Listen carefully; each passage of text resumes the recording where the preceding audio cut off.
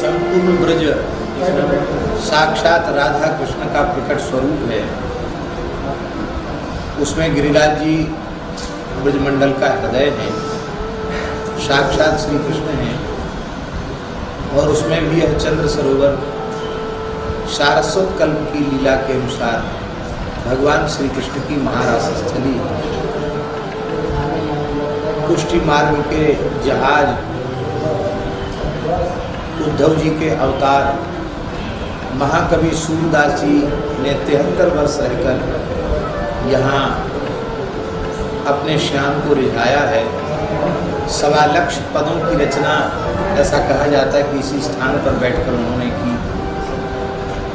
बल्लभकुल का भी यह एक महान तीर्थ है और इस महान तीर्थ को जागृत करने का श्रेय 2 महापुरुषों को है। एक पूज्य बाबा श्री ठाकुरदास जी महाराज, पंडित जी महाराज की आज्ञा से वे यहाँ आकर विराजे। और आज जो कुछ दिख रहा है संस्कार ब्रजवासियों में, ये जो कुछ उत्सव भाव भक्ति दिख रही, इसमें बाबा का योगदान है। बाबा यहाँ विराजे, बाबा ब्रजवासियों से प्रेम करते हो, ब्रजवासी बाबा से प्रेम करते। पूज्य सदगुरुदेव श्री गणेश दास जी भक्तमाली जी का भी संबंध यहाँ से, इस गांव से, ब्रजवासियों से बड़ी घनिष्ठता पूर्वक रहा, अंतिम क्षण तक रहा। ब्रजवासियों ने महाराज जी को अपना बाबा माना और महाराज जी ने गांव को अपना गांव माना। पूज्य बाबा ठाकुरदास जी यहाँ विराजते, निरंतर गो चिंतन उनको बना रहता था।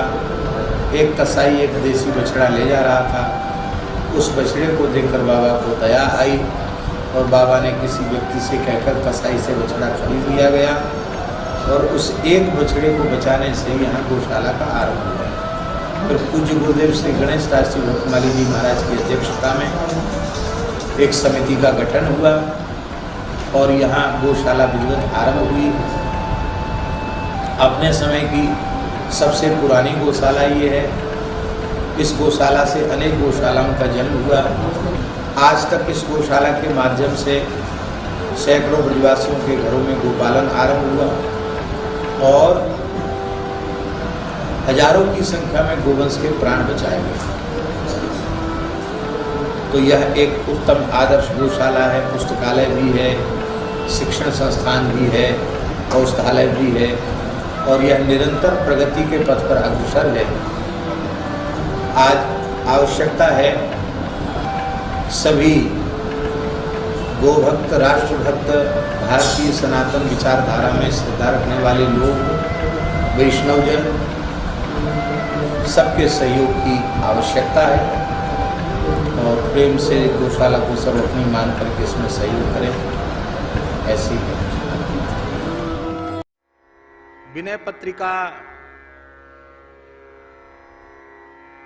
ऐसा अनुपम ग्रंथ है गोस्वामी तुलसीदास जी महाराज का कि इस एकमात्र ग्रंथ का आश्रय कोई साधक ले ले तो साधक जीवन के समस्त प्रश्नों का समाधान हो जाएगा।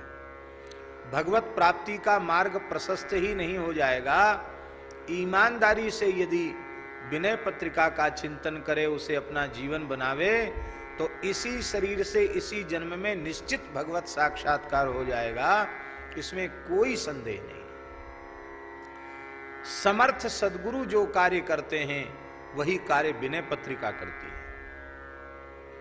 जैसे अष्टादश पुराणों का सार सर्वस्व फलरूप श्रीमद् भागवत है और भागवत को लिखने के बाद भगवान व्यास पूर्ण संतुष्ट हुए, फिर और कुछ जीवों के कल्याण के लिए लिखने की आवश्यकता नहीं है, अब हमारा प्रयोजन पूर्ण हो गया, ऐसा भगवान व्यास जी ने समझा। ठीक इसी प्रकार से भगवान की प्रेरणा से कलिमल ग्रसित जीवों के ऊपर अत्यंत अनुग्रह करके कलियुग के दोषों से बचने के उपाय के रूप में जीव का परम कल्याण हो जाए, इसी जन्म में भगवत प्राप्ति हो जाए, साधक के अंतःकरण का ज्ञान, वैराग्य, भक्ति तीनों सुदृढ़ हो जाएं, परम परम प्रेम उसे प्राप्त हो जाए, वह कृतकृत्य हो जाए, कृतार्थ हो जाए, इसी प्रयोजन के लिए मानव गोस्वामी जी ने अपनी अंतिम कृति के रूप में इसको प्रकट किया। इसको YouTube पर प्रचारित भी किया जा रहा है, इस प्रसारण भी इसका किया जा रहा है। उसको जो भी देखेंगे उन्हें घर बैठे नित्य सत्संग प्राप्त हो जाएगा। और हम ऐसा अनुभव करते हैं कि उन्हें यह नहीं लगेगा, जितनी देर वे सुनेंगे उनको नहीं लगेगा कि हम वृंदावन से दूर हैं। आप अपने घर में बैठकर यह अनुभव करेंगे कि हम संतों के, गुरुजनों के चरणों में श्रीधाम वृंदावन में ही भावमय स्वरूप से बैठकर श्री विनय पत्रिका के माध्यम से बताई जा रही, दिन में नहीं बताई जा रही, रात में बताई जा रही है। रात में ही तो उठा के लाए उसको भवन समेत सुषेण को। इसमें कल्पभेद से दो प्रकार की कथा है। मानस जी के अनुसार तो सुषेण नाम का वैद्य लंका में था, उसके घर के सहित हनुमान जी उठा लाए। और एक सुषेण नाम का बानर था, दूसरी कथा वाल्मीकि के अनुसार, वो भी वैद्य था। धन्वंतरी का अवतार है सुषेण वैद्य, अश्विनी कुमारों के इनसे उत्पन्न हुआ है, इसलिए वो भी औषधि जानता था। तो लोग केवल संजीवनी का नाम जानते हैं। 4 औषधियां उसने बताई। कितनी औषधि बताई? 4। कौन कौन? विशल्यकरणी, व्रण विरूपणी,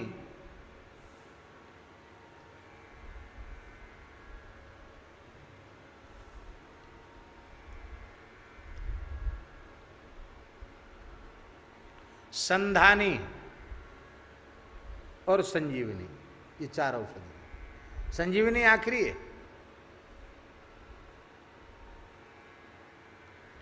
ये 4 औषधियों के बिना, ये 3 औषधियों के बिना अकेली संजीवनी काम नहीं करती। 4 चीजें मिलकर काम करती।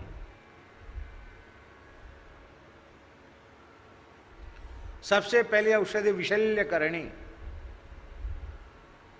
अब तो भगवान 2-4 बार नाटक जैसा भी किया है ना, ऐसे ही नाटक 2-4 बार यदि भगवान ने कर दिया तो सब लौटकर गौ माता की शरण में आ जाएंगे, सब लौटकर पुरानी पद्धति में आ जाएंगे।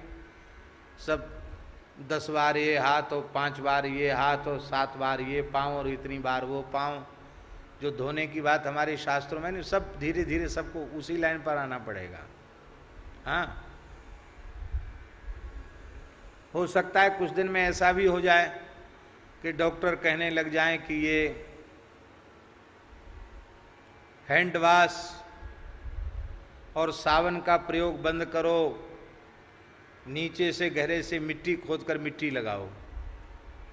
ये भी हो सकता है, क्योंकि इन सब का दुष्प्रभाव भी चमड़ी पर पड़ेगा, अवश्य पड़ेगा। क्योंकि इसमें कुछ न कुछ केमिकल तो होता है, बिना केमिकल के होता नहीं। और ये केमिकल का प्रयोग त्वचा पर पड़े बिना रह जाएगा, ये संभव नहीं है। और सारे दुष्प्रभाव को प्रकृति ही नष्ट कर सकती है। सावन कहो, सैनिटाइजर कहो या हैंडवाश कहो, ये सब कृत्रिम है, केमिकल युक्त हैं। पर मिट्टी प्राकृतिक है, अकृत्रिम है। गोबर का प्रयोग, मिट्टी का प्रयोग, ये अकृत्रिम है। यहां पहुंचना पड़ेगा। एक बात प्रसंगवश हम आपको कहते हैं, आप मल त्याग के बाद कितना भी सावन लगावें, आप पवित्र नहीं हो सकते। आपको मिट्टी लगानी ही चाहिए। अब लोगों के घर ऐसे बन गए हैं, बाथरूम ऐसे बन गए हैं, वॉश बेसिन ऐसे बन गए हैं कि उनमें आप बाबाजियों जैसी मिट्टी खर्च करो तो मकान ही तोड़ना पड़ेगा। इसलिए क्या करें, ये बन तो जाते हैं सब नाटक, पर ये महात्माओं के लायक नहीं है। महात्माओं के लायक तो पुराना कुआं का साधन, नदी का साधन, तालाब का साधन, 4-4.5 किलो पानी लेके कमंडल से अपनी सब क्रिया करके आओ, पर्याप्त मिट्टी से, जल से शुद्धि करो।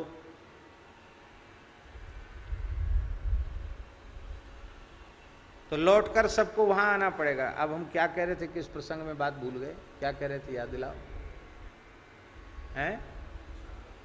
हाँ, तो ये बात कह रहे थे कि आयुर्वेद की ओर भी फिर लौट के आना पड़ेगा, गाय की ओर आना पड़ेगा, गोमूत्र की ओर आना पड़ेगा। एक प्रसन्नता का समाचार हम आपको दे रहे हैं। जड़खोर गोधाम से जो गोमय और गोमूत्र का रस, उसका अर्क जो बनाया गया, वो इंदौर में हमारे एक समर्पित गोभक्त हैं, पंडित श्री उमा शंकर जी पुरोहित जी, जो वर्ल्ड गिनीज बुक में जिनका नाम है, गोल्डन बुक में, और जो एक आसन से बैठकर 28-28 घंटे 30-30 घंटे एक आसन से बैठकर मानस जी का अखंड पारायण करते हैं, उनको पूरे परिवार सहित कोरोना हो गया था। कैसे हुआ? ये फूल वालों के द्वारा और साग सब्जी के द्वारा उनको हुआ। फूल मालाएं आई और साग सब्जी आई, किसी व्यक्ति ने, संक्रमित व्यक्ति ने छू दिया होगा और वो सामान घर में आया और पूरे परिवार को कोरोना हो गया। किसी को हॉस्पिटल में ले जाना पड़ा, लेकिन हॉस्पिटल तो सब भर गए वहां के, तो घर में ही उनको व्यवस्था की गई। लॉकडाउन के चलते और कुछ छुट्टियों के चलते यहाँ का जो गोमय गोमूत्रार्क देर से वहाँ पहुँच पाया, लेकिन जैसे ही वह पहुँचा और उन्होंने परिवार सहित उसका सेवन आरंभ किया, वे पूरे परिवार सहित नेगेटिव हो गए, पूरी तरह रोग मुक्त और स्वस्थ हो गए।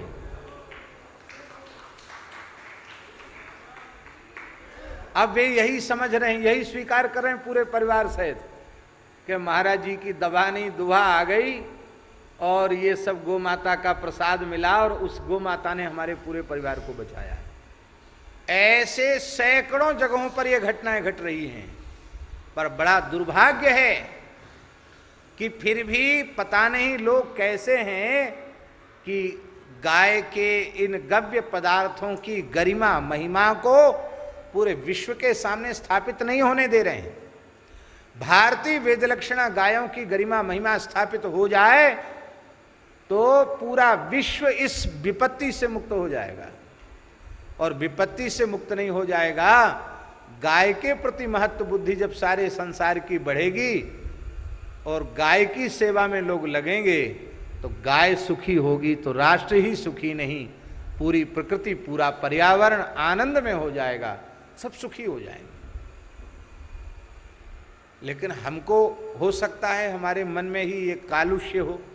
हमारे मन में कई बार आता है कि कहीं ऐसा तो नहीं कि दवाइयों वाली कंपनियां या ये पेशेवर धन कमाने वाले हैं, मरा मुर्दा भी वेंटिलेटर पर रख करके पैसे वसूलने वाले लोग, कहीं हमारी दुकान ठप न हो जाए, कहीं इसलिए तो नहीं इनको स्थापित होने देते। कई बार मेरे मन में ऐसा आता है।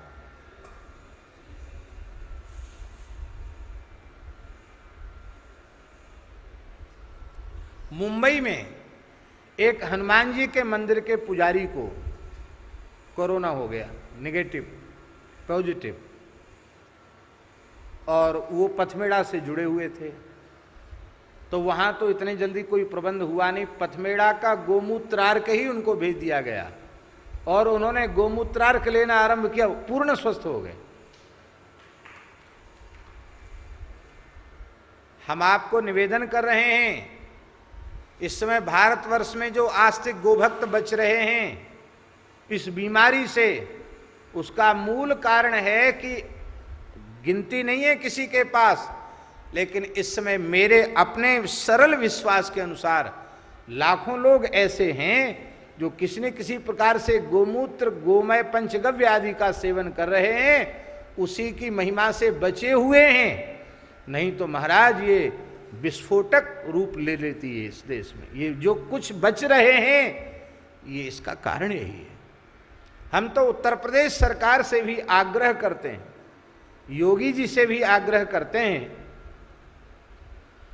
कि आप जो विश्व स्वास्थ्य संगठन आपको निर्देशित करता है वो आप चिकित्सा करें, उन मानकों को मानें, लेकिन ये गोमय गोमूत्रार्क आप कम से कम उत्तर प्रदेश में तो इसका प्रयोग करवा करके देखें, क्योंकि आप एक महान संत भी हैं, शासक के साथ साथ आप संत भी हैं, और ऐसी पीठ से आपका नाम जुड़ा हुआ है जिसका नाम ही गोरक्ष पीठ है, गोरक्षा की पीठ है।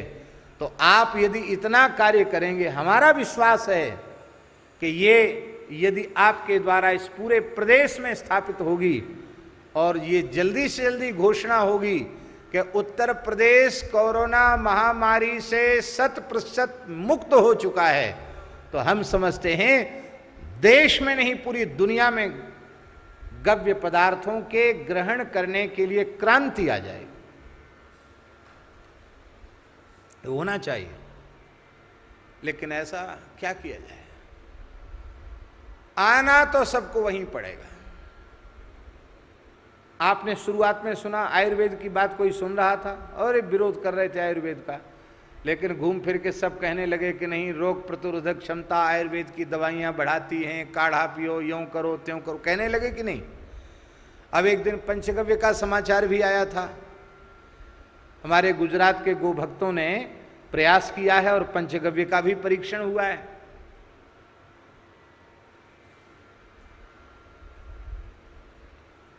बहुत देर से होश आवे और होश आने के पहले बहुत भारी हानि हो जाए, ये बुद्धिमानी नहीं, ये मूर्खता है।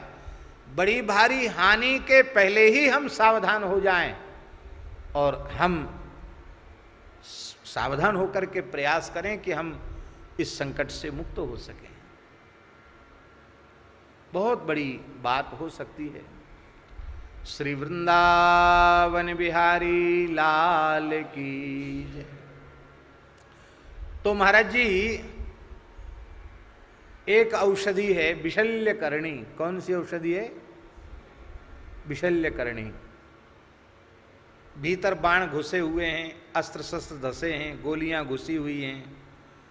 अब ऑपरेशन करके नहीं निकलेगी तब तक तो कैसे इलाज होगा भाई? अस्त्र भीतर जो है इनको तो निकालना पड़ेगा कि नहीं? और गोली निकालते ही, हथियार निकालती मर गया तो? आयुर्वेद में ऐसी औषधि विशल्यकरणी, उसको केवल सुंघा दो रोगी को। क्या करें? उसकी नाक पर रख दो। नाक पर रखते ही भीतर जो भी छर्रा अर्रा और जो भी बाण के टुकड़े, जो भी कुछ भीतर हथियारों के कण गए हैं, वो तत्काल निकल के बाहर हो जाएंगे। विशल्यकरणी। दूसरी औषधि है व्रण विरूपणी। अब घाव तो हो गए बड़े गहरे गहरे, कई कई इंच गहरे घाव हो गए। उस औषधि का प्रयोग करते ही सारे घाव तत्काल भर जाएंगे, चमड़ी आ जाएगी। जैसा पहले था वैसे हो गए, चिन्ह भी नहीं रह गया कि कोई घाव हुआ था। इस औषधि का नाम है व्रण विरूपणी। व्रण माने घाव, विरूपण माने उसको समाप्त करके नई चमड़ी ला देने वाली तत्काल। अब ये तो हो गया, विशल्यकरणी से सारे शल्य निकल गए, व्रण विरूपणी से सारे घाव भर गए। अब क्या बाकी रहा? अब हड्डी इधर उधर हो गई तो, हड्डी ही टूट गई तो। हमारा एक्सीडेंट हुआ तो हमारी पसली टूटकर एक पसली पर चढ़ गई, वैसे ही चढ़ी भई है। ये संधानी औषधि मिल जाती,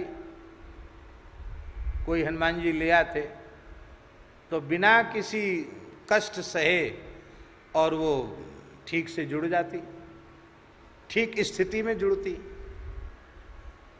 नहीं जुड़ पाई।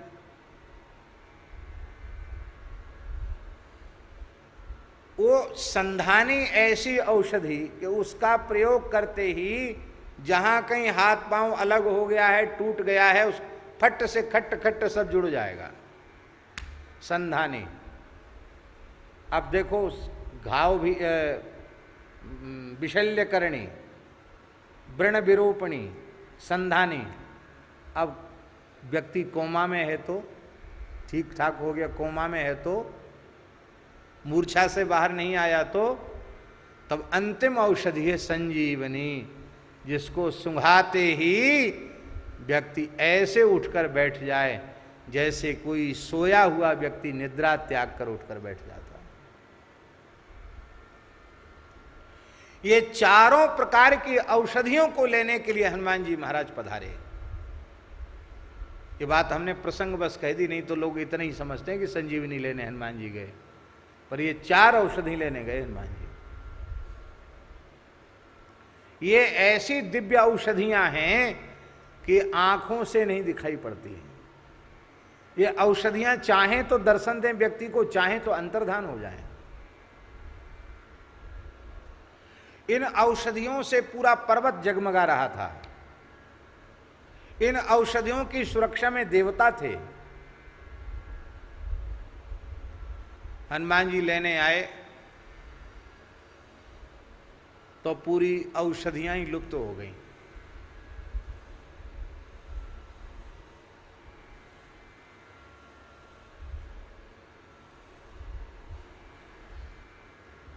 हनुमान जी हंसने लगे, बोले तुम राम जी के काम नहीं आओगी तो फिर किसके काम आओगी? राक्षसों के काम आओगी। हनुमान जी पूरा पहाड़ ही उखाड़ लाए। जिस पर्वत पर औषधियां थीं उस पर्वत को द्रोणों सो पहाड़ लियो ख्याल ही उखाड़ कर, बाउक में द्रोणों सो पहाड़ लियो ख्याल ही उकार कर, कंद को जो कपि खेल बेल कैसो फल भो। जैसे आजकल बेल का फल कोई हाथ में ले ले, इतने विशाल पर्वत को हनुमान जी ने बेल वृक्ष, बेल के फल के समान, विल्व फल के समान हनुमान जी ने अपने हाथ में ले ली।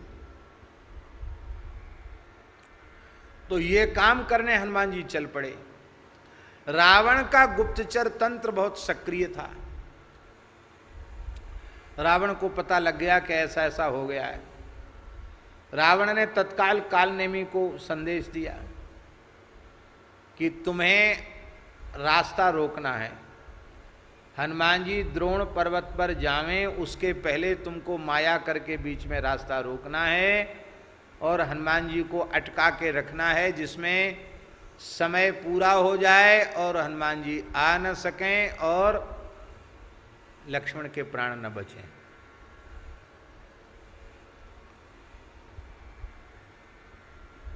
तो अब देखो दंभी पुरुष कैसे होते हैं। ज्ञानिनाम अग्रगण्यम बुद्धिमताम वरिष्ठम।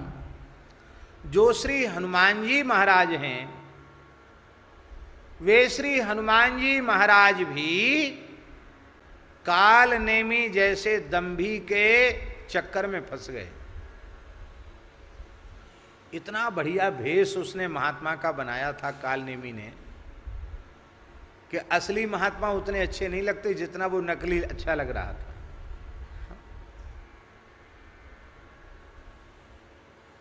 असली महात्मा कैसे होते हैं जानते हो? असली महात्मा होते हैं नारियल के जैसे। नारियल में कोई चिकनापन होता है? ऐसी जटाजूट होते हैं नारियल में, कठोर भी होता देखने में लेकिन भीतर एकदम सफेद, बढ़िया मीठा पानी भरा रहता उसके भीतर। तो नारिकेल समाकारा दृश्यन्ते मही साधवा। और दुष्ट होते हैं वो कैसे? बाहरी चमक दमक बनाते हैं, नक्शा बनाते हैं। अन्य बदरिका कारा बहिरेव मनोहरा। बेर का फल देखा ना, बेर, बोर कहते हैं कहीं कहीं। बेर कितना चमकता है ऊपर से, जैसे किसी ने बढ़िया इसको मालिश कर दी हो, खूब चमकता है बेर। भीतर गुठली, और गुठली ही नहीं कीड़ा। प्रायः बेर में कीड़ा निकलता है।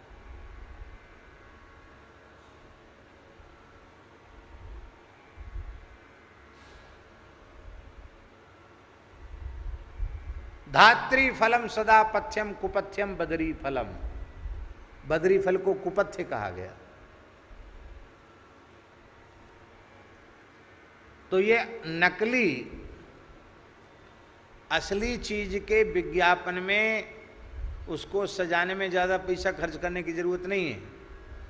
नकली चीज को बाजार में उतारना होता है तो उसकी चमक दमक साज सज्जा पैकिंग इतनी बढ़िया करनी पड़ती है कि जिसमें लोग देखकर उसको आकर्षित हो जाएं, खरीद लें उसको।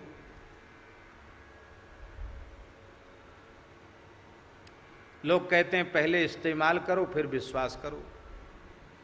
हम उनसे हाथ जोड़ के पूछते हैं कि कहीं ऐसा आपने देखा सुना कि कोई मुफ्त में ले आया हो साबुन और लगाने के बाद फिर उसने कहा हो कि नहीं भाई हमारा कपड़ा तो साफ हुआ नहीं, हम पैसा नहीं देंगे, ऐसा कभी हुआ? सब झूठ बातें हैं, सब झूठी बातें हैं। तो नकली वस्तु को स्थापित करने के लिए, प्रचार करने के लिए बहुत कुछ करना पड़ता है। असली तो असली है। इसलिए हमारी बड़ी विनम्र प्रार्थना है,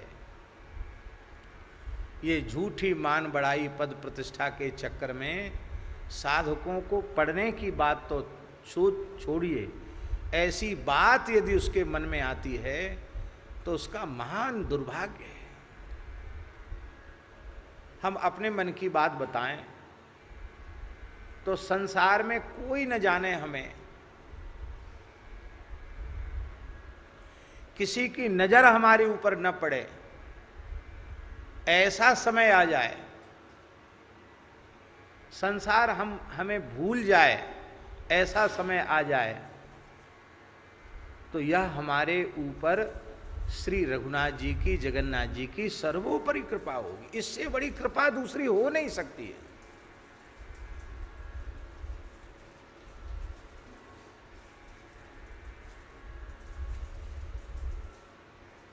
पहले श्री राधा रमण जी का दर्शन करने, राधा वल्लभ जी का दर्शन करने, बिहारी जी का दर्शन करने कभी जाते थे तो चाहे जितनी देर तक खड़े रहो, सेवा कुंज चले जाओ, निधिवन चले जाओ, किसी मंदिर में चले जाओ, इधर से धक्का लगे वहाँ पहुँच जाओ, उधर से धक्का लगे वहाँ पहुँच जाओ, पर कहीं किसी कोने में खड़े होकर प्रेम से दर्शन करो, कोई पूछने वाला नहीं था। अब स्थिति ऐसी आ गई, कई बार मन में बड़ी पीड़ा होती, विक्षेप भी होता है, हम ठीक से दर्शन नहीं कर सकते। हम तो ठाकुर जी का दर्शन कर रहे हैं, उनको नक्सख निहारना चाह रहे हैं और लोग वहीं दंडवत करने लगे। शास्त्र में लिखा है भगवत विग्रह के सामने प्रणाम लेना और प्रणाम करना, ये दोनों ही 32 अपराधों में अपराध है। खुद तो अपराध कर रहे हैं, स्वयं भी अपराध, हमको भी अपराधी बना रहे हैं, और दर्शन के आनंद में बाधा पड़ रही वो अलग। तो समझ में ये आता है कि जब कोई नहीं जानता था तब ज्यादा अच्छा था, ज्यादा लोग जान गए तो बहुत समस्या आ गई। कितने जीवन की ऐसी बातें हैं जो सबके सामने नहीं कही जा सकती, पर वे सब बातें तभी अनुभव में आईं जब इस लोक की मान्यता से भगवान ने दास को बचा के रखा था। इसलिए संसार में व्यवहार बढ़े, संपर्क बढ़े, ये सौभाग्य नहीं है, ये दुर्भाग्य है। बहुत लंबे समय तक कथा टेप नहीं की गई, क्योंकि हम साफ बना कर देते थे कि टेप नहीं करना। प्रचार प्रसार भी बिल्कुल नहीं। ऋषिकेश में कथा हुई, परम श्रद्धेय स्वामी श्री राम सुखदास जी महाराज विराजते थे, और कुछ संतों ने एक मशीन से, वहाँ जो धर्मशाला थी ना, वो स्वर्गाश्रम वाली धर्मशाला, उसमें कथा हुई थी, स्वर्गाश्रम वाली धर्मशाला है जी। परमार्थ नहीं, परमार्थ में तो बहुत पीछे हुई, उसके पहले, हाँ काली कमली वाले। तो वो कुछ संतों ने वो मशीन से टैप करके, उस समय ये संगीत वगैरह तो बिल्कुल था ही नहीं, सीधी सीधी कथा थी। वो कथा भी दास कम से कम 8 घंटा रोज कहता था, 8 घंटा रोज, एक दिन तो 10 घंटे तक कथा कही। संत कुछ सुनने जाते थे तो वो कैसेट वो जो मशीन में भरा था वो पूज्य स्वामी जी को सुनवाया गया। स्वामी जी बड़े प्रसन्न हुए। यद्यपि दास स्वामी जी का दर्शन बहुत समय से करता था, उनके प्रार्थना में भी जाता था। यहाँ जब हाडा कुटीर में रुकते उनकी प्रार्थना होती। यहाँ एक बार चातुर्मास किया था स्वामी जी ने, उसमें भी खूब दर्शन का सौभाग्य मिला, सत्संग का सौभाग्य मिला। लेकिन वो दर्शन दूर दूर के ही थे, वो दास को नहीं पहचानते थे और दास तो उनके चरणों में श्रद्धा रखता ही था। आज भी उनके चरणों में हमारी अगाध श्रद्धा है। वस्तुतः ऐसे महान पुरुष का स्मरण ही जीव को पवित्र कर देता है, ऐसे महापुरुष। तो फिर स्वामी जी की कृपा हुई, उनकी निकटता बढ़ी और श्री स्वामी जी ने ही 2 साधकों को यहाँ भेज करके कहा कि नहीं, कैसेट बननी चाहिए, सत्संग की अच्छी बात ज़्यादा लोग सुने और ज़्यादा लोग भगवान में लगें, इसमें क्या हानि है। हम अपना प्रचार प्रसार नहीं चाहते, ये बहुत अच्छी बात, नहीं चाहना चाहिए, लेकिन अच्छी बात लोगों तक पहुँचे और लोग सुने, इसमें आपकी क्या बात, इसमें आपकी क्या हानि है, इसमें आपकी कोई हानि नहीं। इसलिए सत्संग का प्रचार खूब होना चाहिए। बोले ये शेठ जी की बात है, ज़्यादा से ज़्यादा लोगों तक अच्छी बात पहुँचे।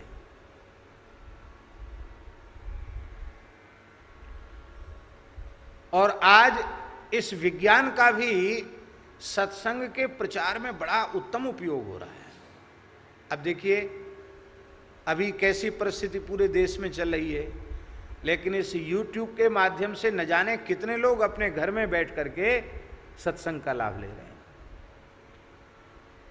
तो नकली जो होता है वो असली से ज्यादा चमकदार होता है और उसकी चमक दमक में बड़े बड़े लोग भूल जाते हैं। हनुमान जी भूल गए, बताओ, ज्ञानी नाम अग्रगण्यम, ज्ञानियों में जिनकी पहली गणना, बुद्धिमानों में जो सबसे बड़े बुद्धिमान, वो भी कालनेमी का दिव्य रूप देख के, जटाजूट उसकी भव्य मूर्ति देख करके महाराज हनुमान जी भी अरे बोले बड़े दिव्य महात्मा हैं, सिद्ध महात्मा हैं। और वो क्या कर रहा था कालनेमी जानते हो? वो माला ऐसे उसके हाथ में थी, बड़ी माला लेके ऐसे तेजी से जपते जपते कहता था बो मारा बो मारा बो मारा बो मारा बो मारा। हनुमान जी ने कहा महात्मा को क्या हो गया, माला जपते बो मारा बो मारा, किसने किसको मारा? हनुमान जी आकृष्ट हुए, महाराज किसने किसको मारा? अरे छेड़ो मत, लीला दर्शन में विक्षेप करना महापाप। क्या रघुनाथ जी की दिव्य लीला हो रही है, इन्हीं आंखों से ये दास देख रहा है। आहा हा, कितना भयंकर युद्ध चल रहा है। हनुमान जी तो रामचरित सुनवे को रसिया, राम जी की बात आते हनुमान जी ढीले पड़ गए, रोमांच हो गया। वाह वाह, धन्य है ये महात्मा, इतनी दूर यहाँ बैठकर राम जी की लीला देख रहे हैं। महाराज वाह। बोले हम तो सब पूरे ब्रह्मांड में कहाँ क्या होता सब अपनी आंख से ही देखते हैं, इसमें तो मेरे प्रभु लीला कर रहे हैं, मैं देख रहा हूँ। सारी बात उसने बता दी, रावण ने बता दिया था ना उसको क्या क्या हो गया, तो शुरू से लेके अब तक की सारी बात बता दी। ऐसे ही तो लोग चक्कर में फंसाते हैं, कुछ घटनाएं घट गई वो सब बता देते हैं तो व्यक्ति विश्वास में आ जाता है कि अरे एक एक बात बता दी गई तो इसका मतलब बड़े सिद्ध हैं। हनुमान जी बोले वाह, आपका ज्ञान बड़ा दिव्य है, उत्कृष्ट है, आप तो बिल्कुल जो कुछ अब तक हुआ आपने सब कुछ बता दिया। अरे बोले भूत नहीं, वर्तमान भविष्य सब मेरे सामने ऐसे दिखाई पड़ रहा जैसे हथेली पर रखा हुआ आंवला। हनुमान जी के मन में आया ऐसी कोई सिद्धि हमको ही हो जाए तो ब्रह्मांड में जहाँ कहीं हमारे ठाकुर लीला करें, हम आँखों से देखते रहें, लीला देखकर आनंद में रहें, कथा सुनकर आनंद में रहें तो कितना आनंद होगा। बोले महाराज हमको ये ज्ञान, अरे हाँ हाँ जरूर जरूर जरूर, तुम्हारे जैसा सुपात्र आहा बड़े दिनों के बाद आया है। गूढ़ऊ तत्व न साधु दुरावहीं, आरत अधिकारी जब पावे। अरे तुम तो परम अधिकारी हो वत्स। अच्छा क्या करें?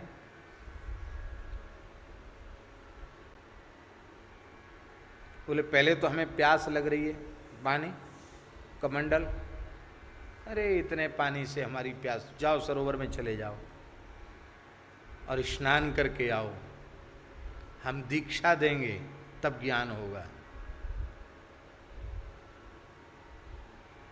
देखो लोग बुरा नहीं माने, हम सबको वंदन कर रहे हैं, किसी को पीड़ा पहुंचे इसके लिए हम नहीं बोल रहे हैं, अपने मन की बात कह रहे हैं। जो व्यक्ति ऐसा कहे कि तुम्हें ज्ञान भक्ति वैराग्य तभी होगा जब हमसे दीक्षा लो, उसको समझ लेना चाहिए कि वो इसी संप्रदाय का है।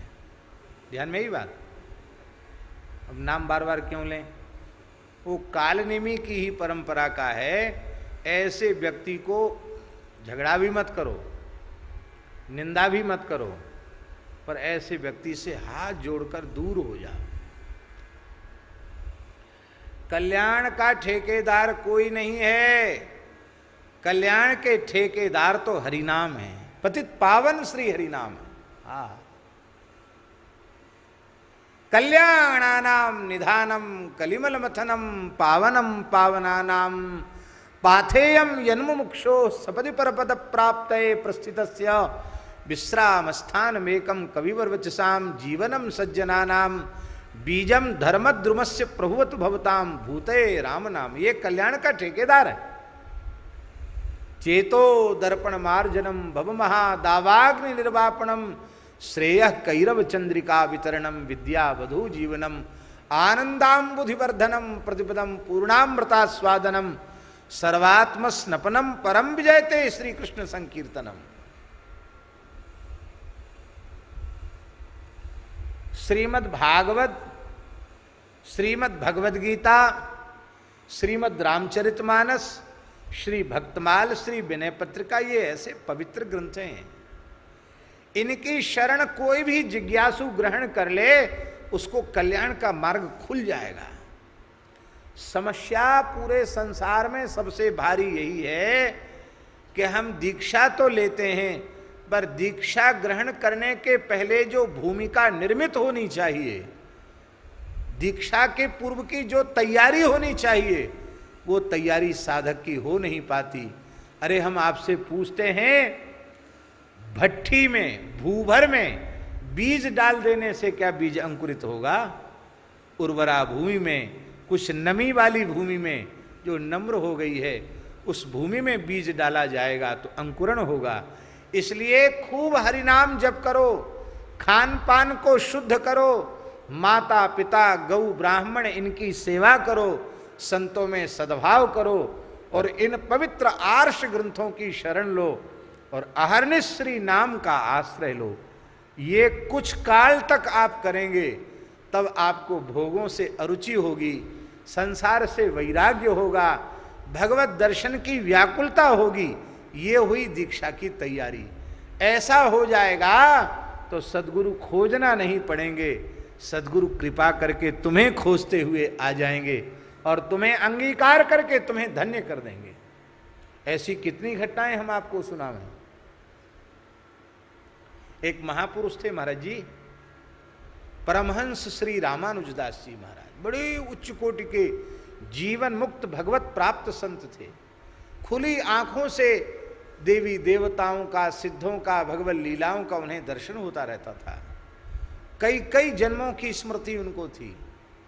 बड़े उच्च कोटि के महात्मा थे। अब हम क्या कहें उनके बारे में, ऐसे अद्भुत संत थे, हमने देखा नहीं, पर जिन हमारे पूज्य गुरुजनों ने उनका संग किया, उनकी वाणी से सुनी हुई बात हम आपको निवेदन कर रहे हैं।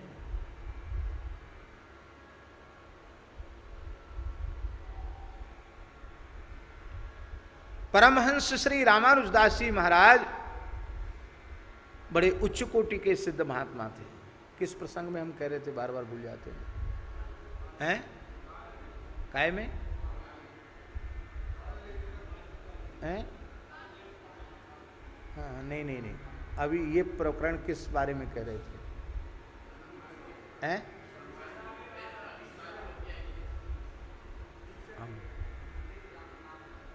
हैं? हाँ हाँ, गुरु खोजते हुए चले आएंगे। ये बात यहाँ बोलो ना, आप लोग तो पीछे से ले रहे हो।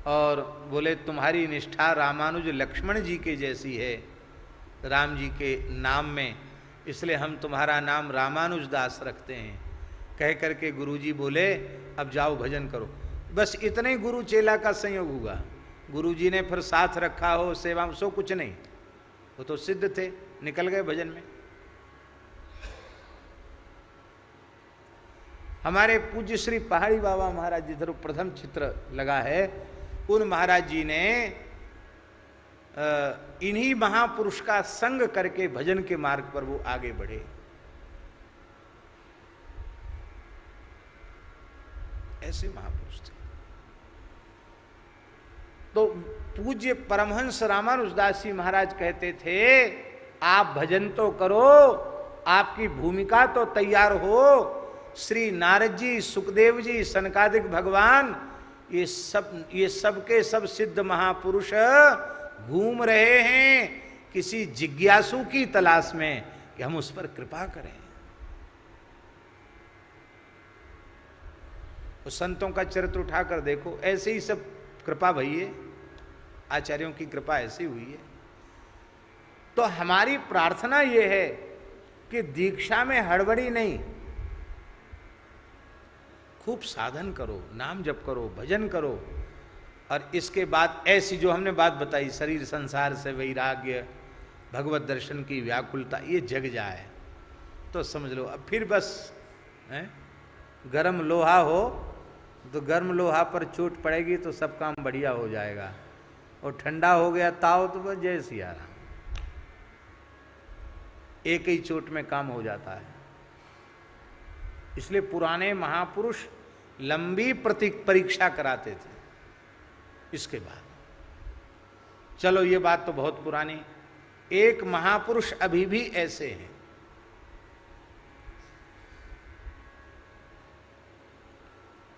श्री रानी खेत वाले मुनि जी,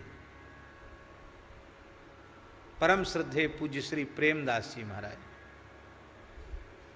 महाराज उनके गुरुजी थे फाफा मऊ प्रयाग के पास, श्री पैहरी जी महाराज। केवल दुग्ध ही लेते थे, उनकी आयु का कोई ठिकाना नहीं था, बहुत उच्च कोटि के सिद्ध महापुरुष थे।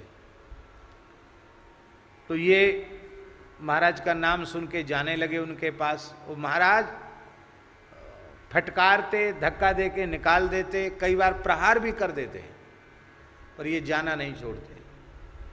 एक बार तो पड़ गए उनके स्थान की बाउंड्री के बाहर, पड़े रहे एकदम ऐसे ही। तब प्रसन्न हो गए, और प्रसन्न होकर उन्होंने उनको दीक्षा दी। और दीक्षा देके ये नहीं कि पास में रखा हो, दीक्षा देके कहा जा वहाँ चला जा, रानी खेत उस जगह, वहाँ एक झूला देवी है, वहाँ के पास पहाड़ है, वहाँ रह के भजन कर, जा चला जा। ये नहीं कहा गुरुजी हम तो आपके स्थान में रहने के लिए साधु बने थे, ये नहीं कहा।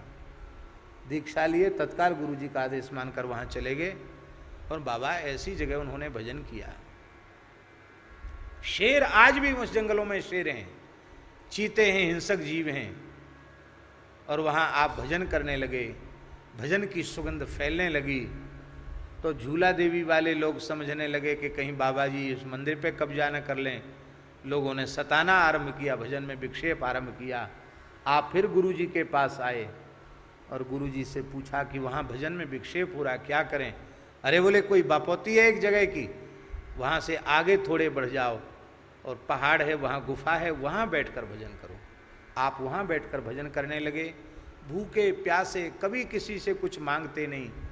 वहाँ सेना का क्षेत्र था, आज भी सेना का ही क्षेत्र है, सैनिक क्षेत्र है, और सैनिक क्षेत्र में तो आम जनता घुसती नहीं है, जंगल है।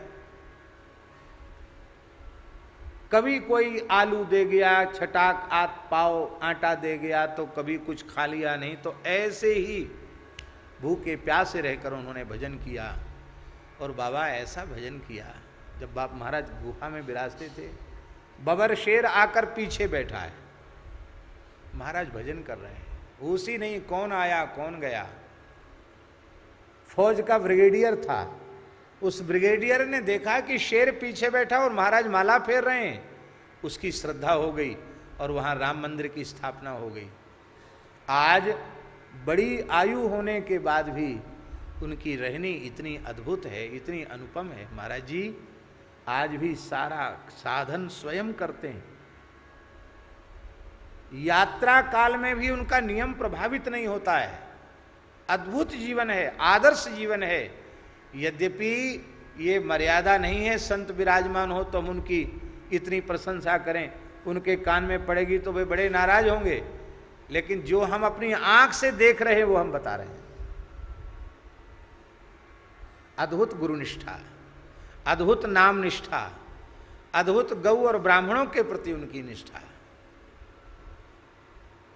ये क्या है? भूमिका तैयार हो, फिर महापुरुषों की कृपा हो। इसलिए मंत्र मूलम गुरोर वाक्यम, गुरु जी का वचन ही मंत्र मूल है। जो एक वाणी निकल गई उसमें लग जाओ, काम बनेगा बनेगा बनेगा, इसमें संदेह नहीं है। आप में यदि विश्वास की कमी है, आप कहते हैं पता नहीं होगा कि नहीं होगा, तो नहीं होगा। फिर आपको विश्वास है होगा तो अवश्य होगा। यद्यपि ये बाबूजी की श्रद्धा की बात है, इसमें हमारा कहीं से कहीं तक कोई लेना देना नहीं है। एक्सीडेंट जो हुआ, दुर्घटना, गोरखपुर से आ रहे थे तो उसमें बाबूजी भी थे गाड़ी में, और एक्सीडेंट में उनको भी खूब धक्का लगा तो उनको बहुत तकलीफ थी। एक तो उम्र है, तो बालेश्वर जब वो गए तो उनके पुत्र डॉक्टर हैं उड़ीसा में, तो बड़े बड़े स्पेशलिस्ट लोगों को बुलाया और उन स्पेशलिस्टों ने कहा कि अब इनकी उम्र हो गई है, अब इनको ये किसी काम लायक तो अब नहीं बचे, अब ये कुछ कर नहीं सकते। वहाँ से फ़ोन भी आया कि बाबूजी को हम लोग नहीं भेज रहे हैं, बाबूजी यहीं रहेंगे, और डॉक्टरों ने मना कर दिया है। बाबूजी परेशान, वो तो महाराज जी के पास जाएंगे, महाराज जी के पास जाएंगे। अब चढ़ना उतरना भी उनके लिए मुश्किल, ऊपर बड़ी मुश्किल से ऊपर कक्षेधर निवास चढ़े, तो बहुत दर्द था उनके कमर में। तो बाबूजी नीचे लेटकर रो रहे थे। मैंने देखा बाबूजी रो रहे हैं। मैंने कहा आप रो क्यों रहे हैं? तो बोले महाराज जी हम तो इसलिए आए थे कि बुढ़ापे में आप संतों की कुछ सेवा बन जाए। हमको तो उठ के लघुसंग का हम कैसे जाएं, नहाएं कैसे, हमको सोचना पड़ रहा है। बहुत दुखी है। डॉक्टरों ने तो मना कर दिया है।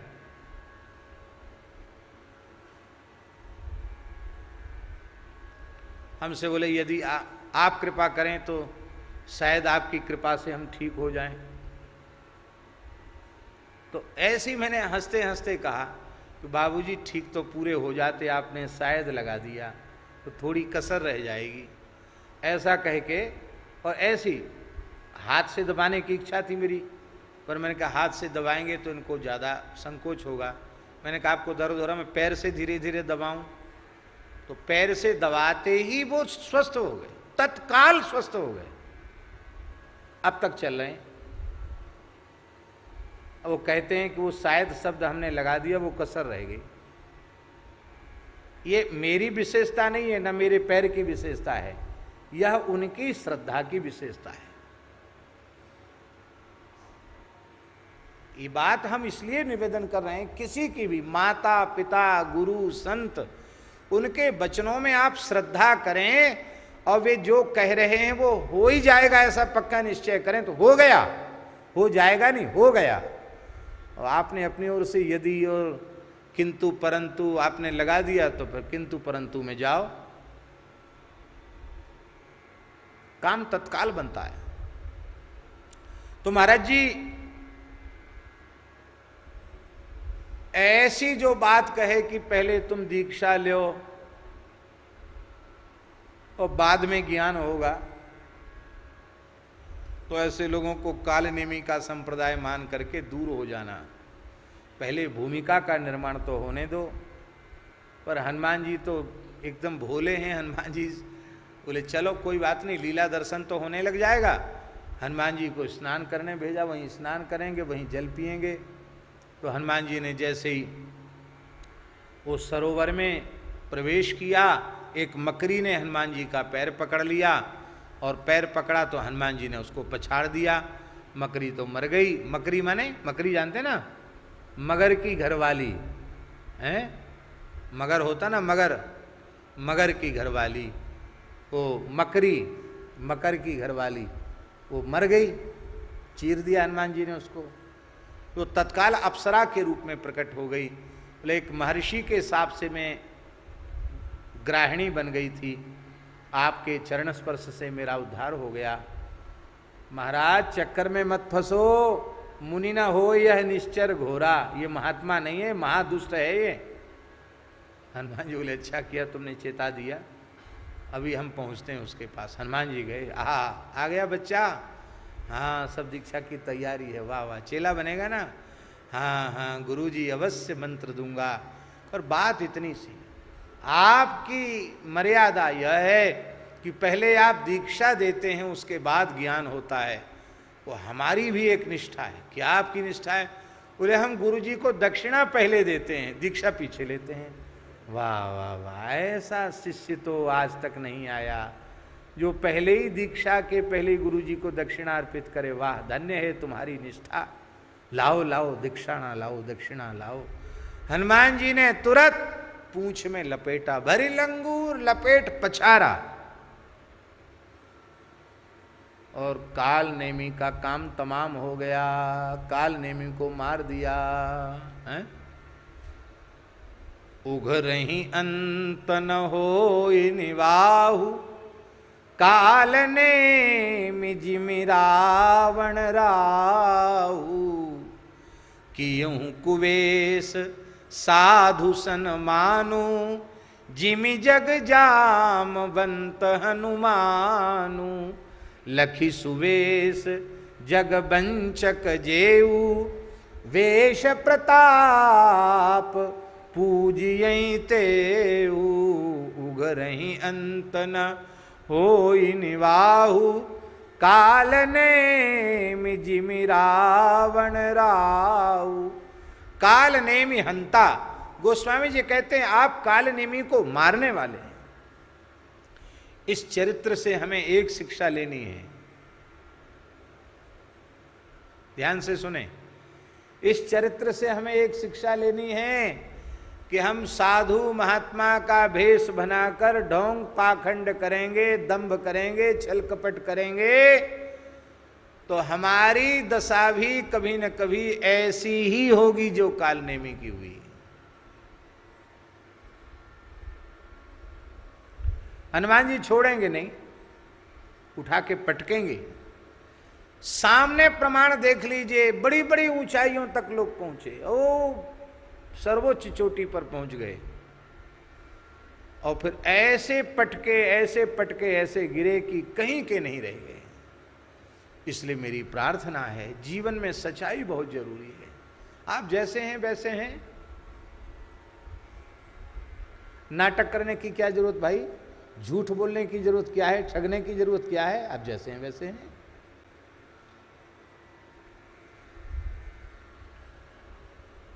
बनने की कोशिश मत करो, जो जैसे हो वैसे हो। बोलो वृंदावन बिहारी लाल की जय।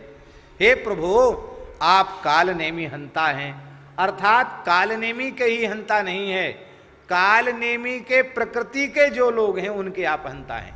हमारे महाराज जी ने एक बार बात कही थी, पूज्य गुरुदेव भक्तमाली जी ने, महाराज जी ने एक बात कही थी कि हनुमान चालीसा पढ़ने से हनुमान जी रक्षा करेंगे, ऐसा मत सोचना। हनुमान चालीसा की पंक्ति का अर्थ समझो, साधु संत के तुम रखवारे, असुर निकंदन राम दुलारे। महाराज जी कहते थे साधु संत बन जाओ, हनुमान चालीसा बिना पढ़े हनुमान जी सुरक्षा करेंगे।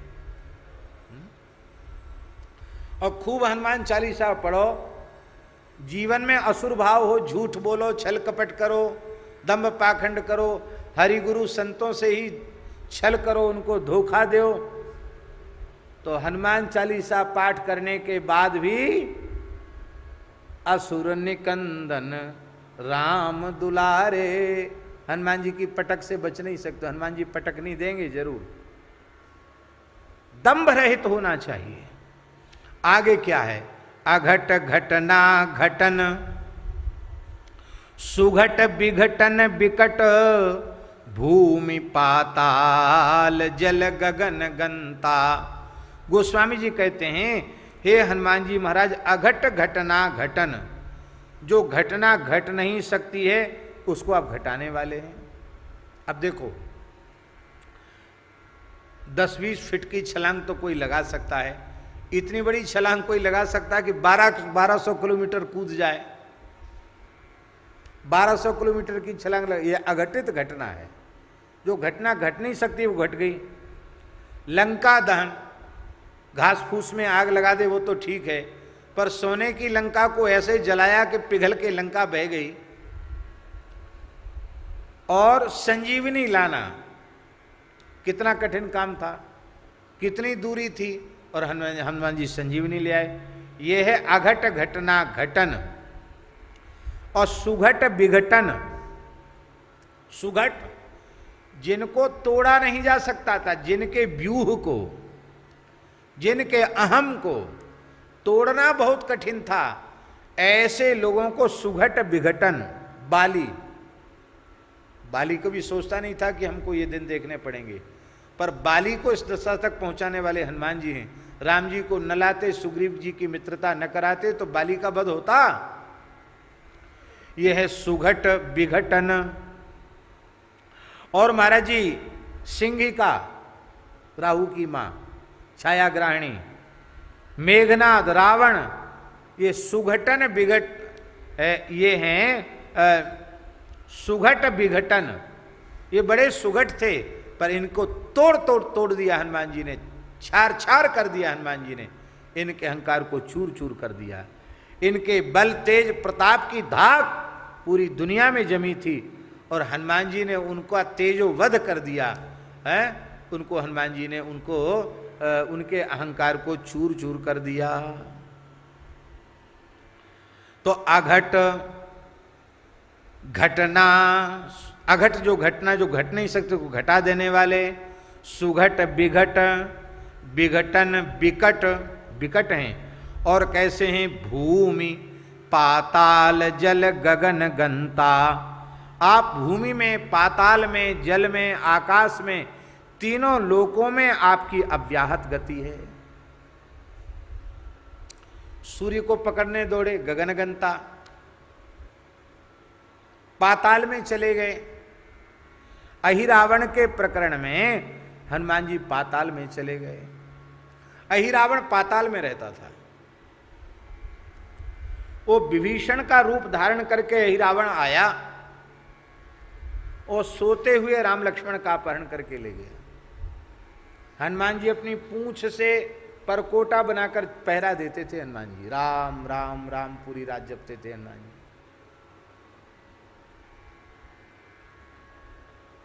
और वो अहिरावण आया, विभीषण का रूप धारण करके आया। हनुमान जी ने कहा, विभीषण युद्ध चल रहा है, इतनी रात को आप कहाँ से आ रहे हैं? विभीषण जी भीतर थे। उसने कहा, थोड़ा एकांत में समुद्र के किनारे भजन करने चला गया था। सायं संध्या करते करते फिर वहीं मन लग गया, राम नाम लेने में, वहीं बैठ गया। आपकी अनुमति हो तो मैं जाऊं भीतर। अब सुग्रीव जी को, विभीषण जी को कौन मना करे? हाँ जाओ। वहाँ मंत्रों का, ये सब ठाकुर जी की लीला है। संतत दासन देही बढ़ाई। लक्ष्मण जी को भी उसने माया में मंत्र पढ़ के उनको भी सुला दिए, सब सो गए। माया से राम लक्ष्मण को लेकर के वो चला गया। इधर जैसे ही ब्रह्मवेला हुई, देखा श्री राम लक्ष्मण गायब। हाहाकार मच गया। हनुमान जी आए, विभीषण जी से कहा कि आप ही आए थे रात को? कौन आया? आप ही आए थे, हम तो कहीं गए ही नहीं, हम तो यहीं थे, सरकार के निकट थे हम तो। अब घटना घट गई, हाहाकार मच गया, अब क्या होगा? विभीषण जी ने कहा, होगा कुछ नहीं। अहिरावण नाम का एक है, रावण का पुत्र, पाताल में उसका राज्य है और वो बड़ा पराक्रमी है। उसको मेरा स्वरूप धारण करने का जो है वो आता है मेरा स्वरूप धारण करना, उसको सिद्ध है मेरा स्वरूप, इसलिए वही मेरे स्वरूप में आया होगा। हनुमान जी बोले पता तो चलेगा ना पाताल में रहे, तो बोले हाँ पाताल में रहे। तो हनुमान जी अभी लाए, हनुमान जी गए वहाँ वो पाताली देवी का उपासक था, अपनी देवी की पूजा कर रहा था, और देवी का पूजन करके भगवान को बढ़िया से स्नान कराया राम लक्ष्मण को, और कहा कि देवी के सामने सिर झुका के बैठ जाओ। आप सोचेंगे लक्ष्मण जी कैसे बैठ गए, राम जी की ओर उन्होंने देखा कि क्या करें, राम जी ऐसे ही रहो, चुप रहो, सब हो जाएगा, इशारे में कह दिया। तो सरकार के रुख का ध्यान रखते लक्ष्मण जी भी सिर झुका के बैठ गए। अहिरावण बोला अब तुम्हें कोई बचाने वाला तुम्हारा इष्ट हो उसका चिंतन कर लो। राम जी का हृदय भरा है, तू बहुत अच्छी बात कह रहा है, हम हनुमान जी को छोड़ के किसका चिंतन करें, भक्त मेरा चिंतन करता है, मैं भक्त का चिंतन करता हूँ। सुमरि पवन सुत पावन नामू, अपने बस करी राखे रामू। हनुमान जी का चिंतन किया। वो हनुमान जी महाराज वहाँ पहुँच गए पाताल में। वो भी कथा है कि वहाँ मकरध्वज मिला, वो द्वारपाल पर था। वो हनुमान जी जब समुद्र में कूदे थे तो उनके शरीर की पसीने की बूंद एक मकरी ने पी लिया, और मकरी के पेट से उस बालक का जन्म हुआ मकरध्वज। बड़ा प्रतापी था वो हनुमान जी उसको भी परास्त करके बांध करके हनुमान जी वहाँ पहुँचे। और गुड़हल का फूल देवी जी को प्रिय होता, गुड़हल का फूल, उस गुड़हल के फूल में हनुमान जी बैठ गए। लाल लाल होता ना, और हनुमान जी भी लाल देह लालीले से अरुधरु लाल लंगूर, उसी से कलर हनुमान जी का मिल गया। हनुमान जी उसी में बैठ गए, और वो देवी के ऊपर जैसे ही गुड़हल का फूल, जपा कुसुम का फूल जैसे ही चढ़ाया, जैसे ही महाराज देवी जी के ऊपर फूल चढ़ाया तो देवी जी ने क्या किया, नारायण, देवी जी के ऊपर जैसे ही फूल चढ़ाया तो श्री हनुमान जी महाराज ने अपना भार इतना बढ़ा लिया श्री हनुमान जी महाराज ने अपना भार, कि उस भार के कारण देवी की मूर्ति तो नीचे चली गई। आपने देखा होगा हनुमान जी के प्राचीन विग्रहों में एक स्त्री की आकृति नीचे है, और वो पैर से हनुमान जी के दबी हुई है। तो देवी को तो उन्होंने दबा दिया मूर्ति को, और स्वयं ही हनुमान जी देवता के रूप में वहाँ प्रकट हो गए। ढाल तलवार हाथ में ले ली, काली मैया का थोड़ा रूप दिखा दिया जीभ निकाल के। वो दुष्ट यही समझा कि हमारी भगवती संतुष्ट हो गई हैं मेरी आराधना उपासना से, और ये मुझे प्रसन्न होकर दर्शन दे रही हैं। और जैसे ही मंत्रोच्चार पूर्वक बलि पशु के रूप में श्री राम लक्ष्मण का सिर छेद करना चाहता था, हनुमान जी तो साक्षात है, और राम जी बड़े प्रसन्न हो रहे थे, वाह वाह आपकी इस झांकी का दर्शन तो पहली बार हो रहा है। तत्काल हनुमान जी ने खड्ग छीना, और सबसे पहले तो उस दुष्ट की अहिरावण की बलि ही भगवती के चरणों में अर्पित कर दी, और वहाँ जितने दुष्ट थे सब का कदन करके हनुमान जी श्री राम लक्ष्मण को कंधे पर बिठा करके संकट मोचन स्वरूप में श्री हनुमान जी महाराज सबका संकट मोचन करते हुए अपने कंधे पर लेके आ गए। तो विनय पत्रिका में जो गोस्वामी जी कह रहे हैं कि भूमि पाताल जल गगन गंता, भूमि में भी हनुमान जी की अव्याहत गति है, आकाश में सूर्य नारायण का उदाहरण आपने सुना, बाल लीला का उदाहरण सुना, और पाताल भी हनुमान जी चले जाते हैं। बोलो भक्त वत्सल भगवान की जय। अब अंतिम पंक्ति को हम छोड़ देंगे तो जैसे आज भी लगभग 5:15 बजे शुरू हो गया था और अब तक उसी की चर्चा चली, कल भी वही समय रह जाएगा। अभी ग्रंथ बहुत बाकी है और लगता है कितने दिन हो गए, 31-32 दिन हो गए, 31 दिन हो गए हैं ये, लेकिन कोई बात नहीं, धीरे धीरे चल रहा है। जयत विश्वविख्यात बानेत बिरुदावली, विदुष वर्णत वेद विमल वाणी, दास तुलसी त्रास समन सीता रमण संग शोभित राम राजधानी। अर्थ स्पष्ट है, व्याख्यान का अवसर नहीं है, समय नहीं है, श्री गोस्वामी जी कहते हैं कि हे भगवान, आपकी जो बिरुदावली है, आपकी जो यशोगाथा है, वो विश्वविख्यात है, सर्वत्र प्रसिद्ध है। यहां विश्व शब्द जो है भुवन कोश ब्रह्मांड का उपलक्षण है। विश्वविख्यात माने केवल विश्वविख्यात नहीं, भुवन विख्यात। वर्तमान में जिसे विश्व कहते हैं, हमारी शास्त्रीय मर्यादा के अनुसार वह विश्व तो पूरा जम्बू द्वीप भी नहीं है। वर्तमान में उपलब्ध विश्व जम्बू द्वीप नहीं है। आर्ष वचनों में हम लोग विश्वास रखते हैं, पर हनुमान जी सप्त द्वीपवती सप्त समुद्रवती पृथ्वी पर विख्यात नहीं है।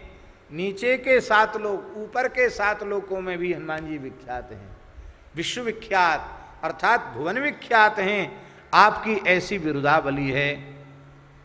और विदुष वर्णत, विदुष शब्द का अर्थ है, यहां विदुष शब्द से संकेत है आदि कवि महर्षि वाल्मीकि और भगवान व्यास का। वाल्मीकि व्यास प्रभृति जो ऋषि हैं, वे इतिहास पुराण के माध्यम से, भगवत चरित्रों के माध्यम से हे श्री हनुमान जी महाराज आपका यश गान करते हैं, आपकी कीर्ति का गान करते हैं। और कहाँ तक कहें, वेद विमल वाणी। अब वेदों में भी हनुमान जी का यश है, भगवान जी हनुमान जी के चरित्र हैं। इस प्रकार के मंत्रों का भी अनुसंधान महापुरुषों ने किया है, जहाँ वेदों में श्री हनुमान जी के यश का गान किया गया है। लेकिन दास एक प्रार्थना कर रहा है। बहुत से लोग इस बात पर आजकल बहुत जोर देते हैं कि इतनी कथाएं आप राम कथा कृष्ण कथा सुनाते हो, महाभारत सुनाते हो, सब वेद में कहाँ है? लोग कहते हैं और वेद में नहीं है तो हम तो वेद को ही प्रमाण मानते हैं, नाम नहीं लेंगे। ऐसी भी एक परंपरा है जो वेद की दुहाई तो देती है, पर इतिहास पुराण और धर्मशास्त्र स्मृति इनको मान्यता नहीं देती। इनको मान्यता न देने के कारण वर्णाश्रम धर्म की भी मनमानी उनकी कल्पना है। वो कहते मूर्ति पूजा नहीं है, वे कहते हैं सपिंडी कृत्य नहीं है, वे अंत्येष्टि की बात भी अपने मनमाने ढंग से करते हैं, श्राद्ध की व्याख्या भी मनमाने ढंग से करते हैं, और अपने आप को वेदों का सबसे बड़ा भक्त मानते हैं।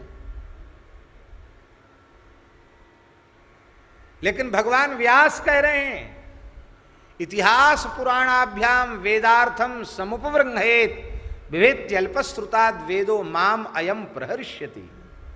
इतिहास पुराण के द्वारा वेदों का उपवृंहन करना चाहिए, व्याख्यान करना चाहिए। कलिमल ग्रसित अल्पज्ञ जीव वेद के अर्थ का अनर्थ न करें, इसके लिए भगवान व्यास ने प्रकट होकर के स्वयं वेद भाष्य इतिहास पुराण के रूप में लिखा है।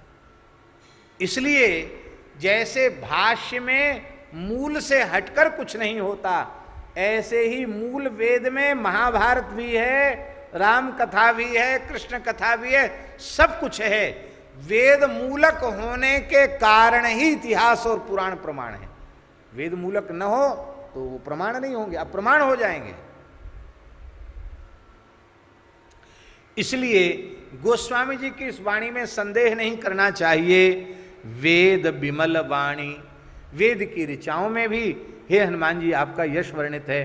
अर्थात वेद की ऋचाओं के ही समान जो इतिहास पुराण है उनमें आपका यश है। वेदों में तो है ही है, पर वेद स्वरूप इतिहास पुराण में भी आपका यशोगान है। ऐसे हे हनुमान जी महाराज, आप इस तुलसीदास की त्रास का समन करने वाले हैं। त्रास क्या है? भगवत विमुख होकर जीव का बारंबार जन्मना मरना, यही त्रास है।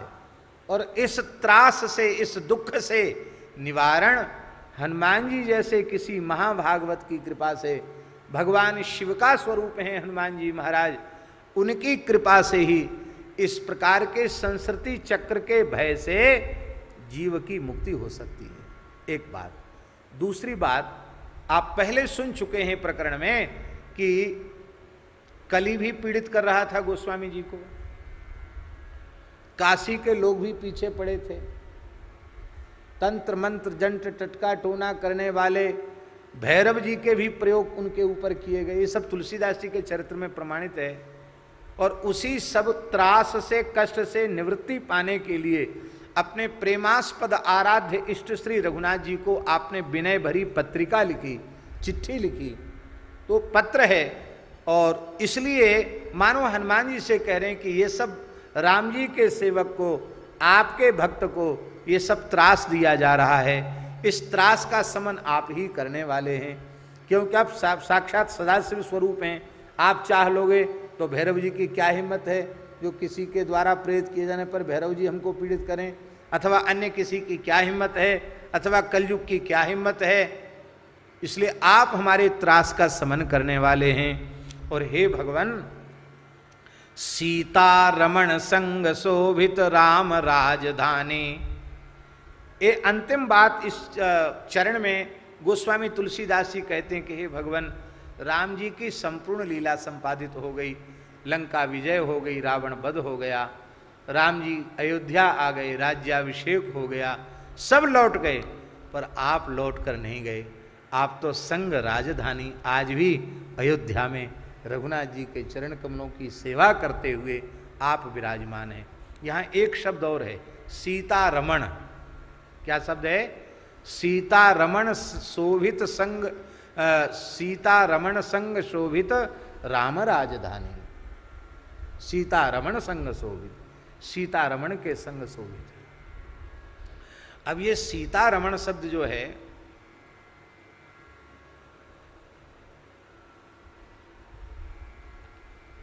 अर्थ क्या है? रमण माने क्या? रमयतीति रमणः, तो रमण करावे उसको रमण कहें। तो सीताम रमयतीति सीता रमणः, सीता जी को रमण करावे। रमण शब्द का अर्थ है निरतिशय आनंद प्रदान करे, उसको रमण कहते हैं। श्री राधा रमण, श्री सीता रमण। तो यहां रमण शब्द से माधुरी रस का भी संकेत मिलता है। बहुत ध्यान से सुने, ये बात बड़ी बारीक हम कहने जा रहे हैं, वो शायद सर्वत्र कहनी भी नहीं चाहिए, पर वृंदावन धाम है इसलिए कह रहे हैं।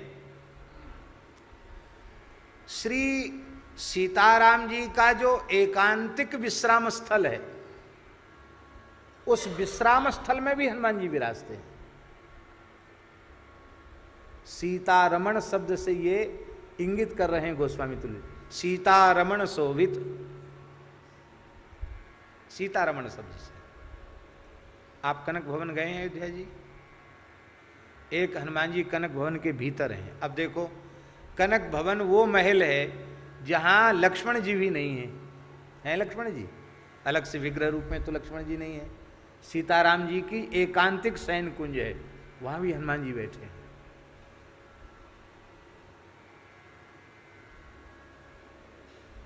उन हनुमान जी का महावीरी प्रसाद भी देते हैं।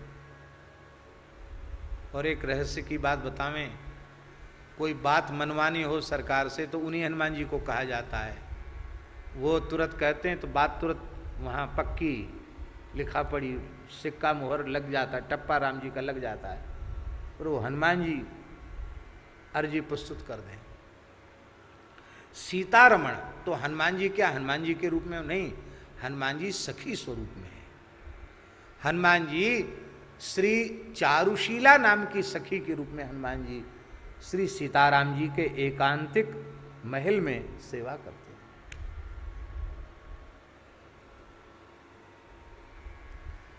हमारे व्रज की उपासना में श्री राधा रानी की प्राण सखी ललिता विशाखा हैं।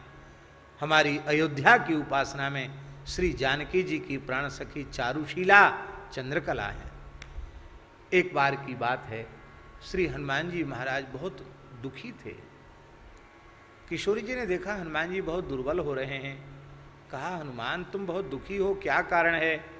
तुम्हें बहुत बढ़िया बढ़िया सीरा, हलवा, रबड़ी, मालपुआ, लडुआ, बढ़िया बढ़िया माल खिला रही हूँ, प्रेम से जिमा रही हूँ, और फिर भी तुम दुर्बल होते चले जा रहे हो। क्या कोई आधी व्याधि लग गई है?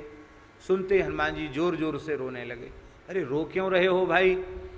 हनुमान जी ने कहा, माता जी अब आप बार बार पूछ रही है तो मैं बताता हूँ। दिन भर तो आपके दर्शन का, सेवा का सुख मिलता है।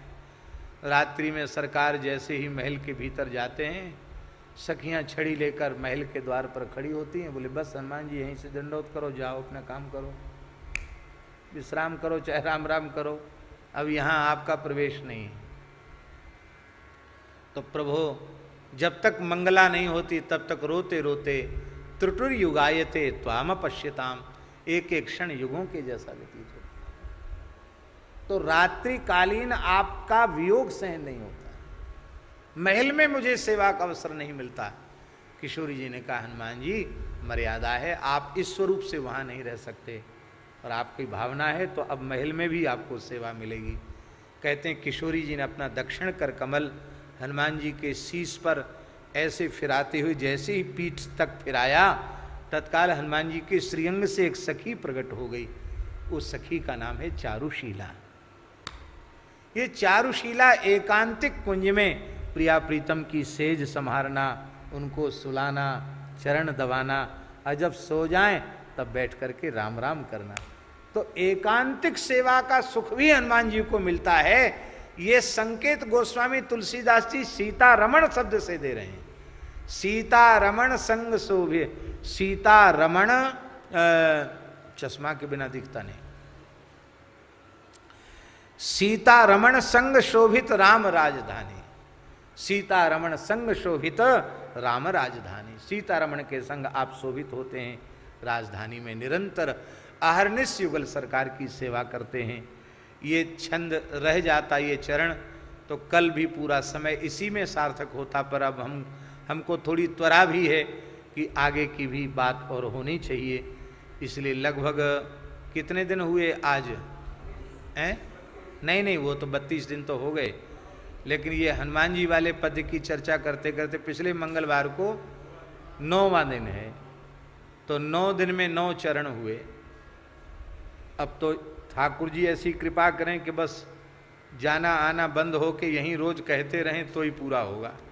चलो, जय श्री भगवान की इच्छा। श्री राम जय राम, जय जय राम, श्री राम जय राम, सीता राम जय सीता राम, सीता